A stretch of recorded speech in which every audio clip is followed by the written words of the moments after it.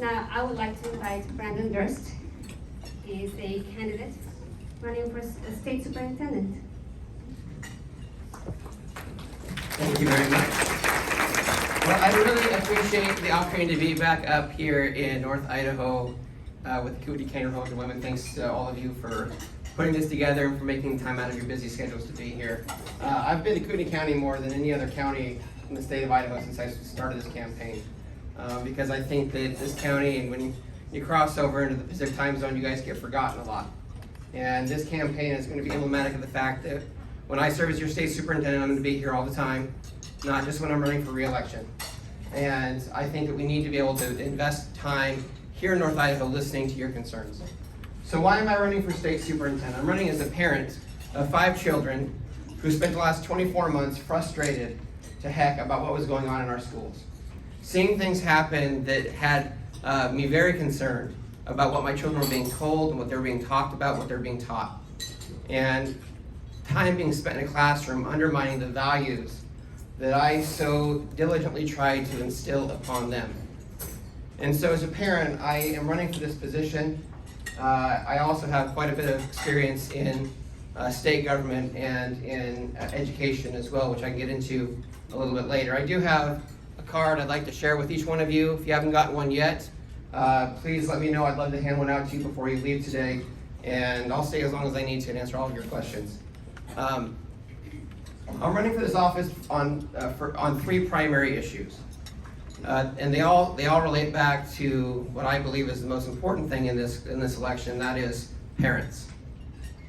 Parents have been ignored. They've been told that they're not important, and that's not always come in a written word or in a spoken word. That's been inferred to them. They've been locked out of their children's classrooms. They've been told they can't see their children's curriculum. They've been told that they can't do all sorts of things for the children that belong to them. And so my first issue that I think is most important for us to address is Common Core. We must end Common Core once and for all in the state of Idaho. We have to do it. Common Core was brought into existence in the state of Idaho through board rule at the State Board of Education. That is how it was originally adopted. The state superintendent sits on the State Board of Education. They're the only elected member.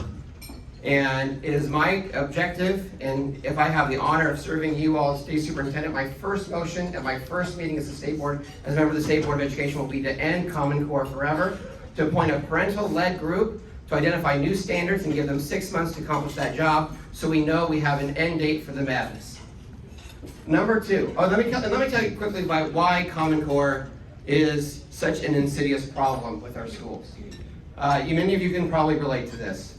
So I had a gentleman who had been an engineer for an extended period of time that came and talked to me at an event. And he said, he'd been an engineer for like 20 or 30 years. And he was trying to help his 4th grade daughter with her math homework. And if I show hands, how many would assume that an engineer understands 4th grade math, right? Like we would assume that he understands how that works.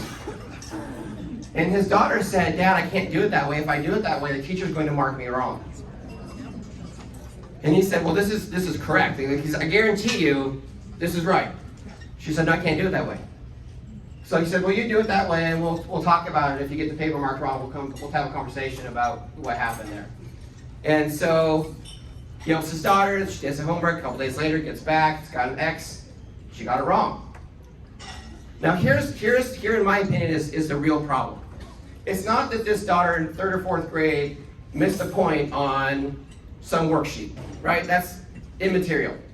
What's important is there was a period of time, no matter how brief, that daughter wondered whether or not her dad was competent.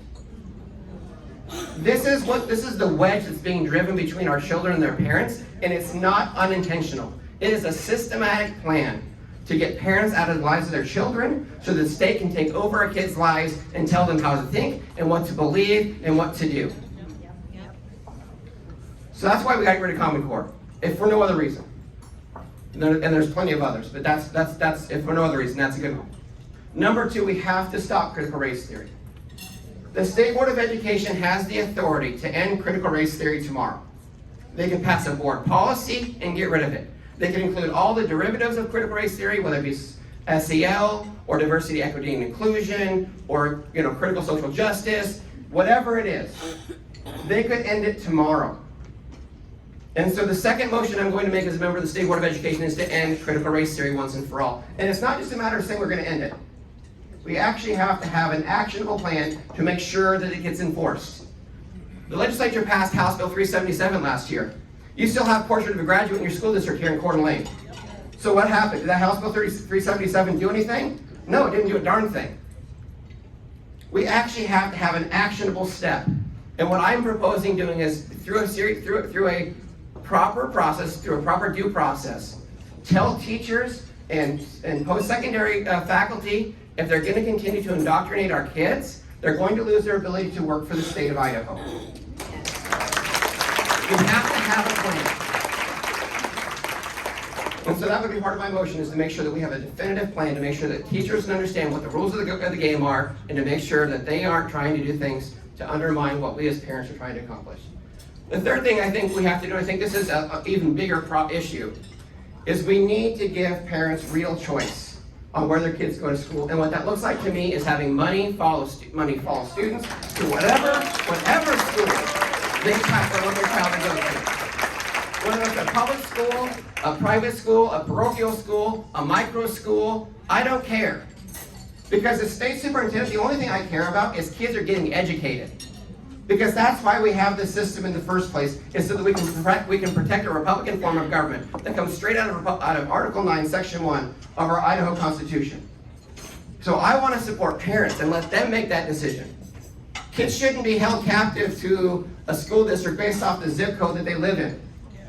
It's time that we have to change. And I have a plan, House Bill 62 from last legislative session, the Empower Parents in Education Act. We have a way to do it. We can trust parents to make this decision. We trust parents to raise their kids. Why can't we trust them with where their kids go to school? Right? So that's number 3. Let me talk a little bit about parental rights. I had a little bit of a conversation with the senator from Bonner County because he didn't think it was important to support parental rights. And let me tell you, I think we do need a bill, and it stinks that we do. But the fact that parents have to ask permission to go into their kids' classrooms is ludicrous. The fact that you can't, honestly, in some school districts in the state of Idaho, you can't get access to the teaching notes, to the lesson plans, to the textbooks in your districts, that is ridiculous. These are things that are feeding into your kids. You have a right to that information. And it stinks that we have to have a bill to make it happen, but we do. You shouldn't have to ask for permission to be able to see what's going on inside your kid's classroom. You should be able to go right in. I'm not saying we shouldn't have to have measures to make sure that the right people are getting in, and we shouldn't have to pass background checks and those sorts of things. But what we have to do is we have to realize, just because my child stepped onto your property school district doesn't mean that that's now your child. And I joke, but it's just in jest, but it's actually, there's a lot of truth behind it. Until such time as a school district gives birth to a child, they aren't a parent.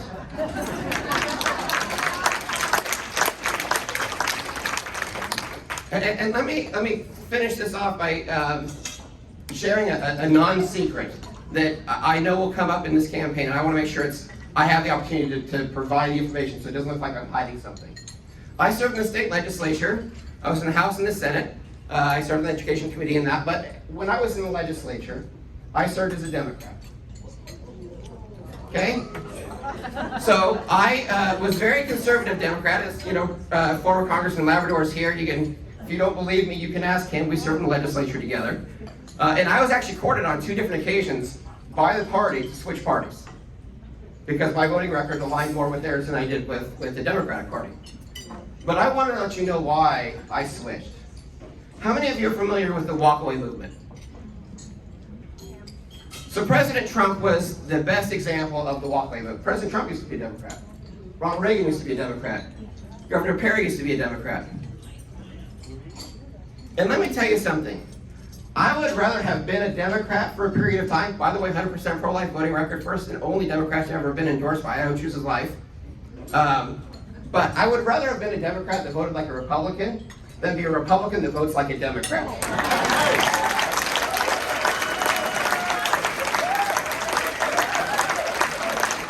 So that's my principles are strong. I'm a licensed pastor. I have a master's degree in public policy. I'll have the same degree that Sherry's got, an ed specialist degree in superintendency. I'll have that done in May on the 7th, 10 days before the primary.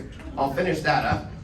I actually think it's good that I've got a lot of different experiences because it says that I'm not just focused on one little thing in one area. Not that education is not super important, but this is a big job.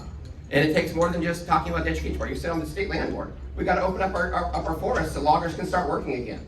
You know, you have to have people that understand more than just what's happening in the Department of Education. So, but my principles are sound. And I am standing by those principles. I will take them toe to toe with any person in this room. And in fact, I would say having been on the other side of the curtain and seeing what's behind there has made me even more committed as a Republican than anybody else. Because I know the evil that's on the other side. I've looked it in the face. I've worked with it. And it can't be changed. And we have a responsibility as a community to protect our kids from that. Because if it ever takes hold, we're doomed.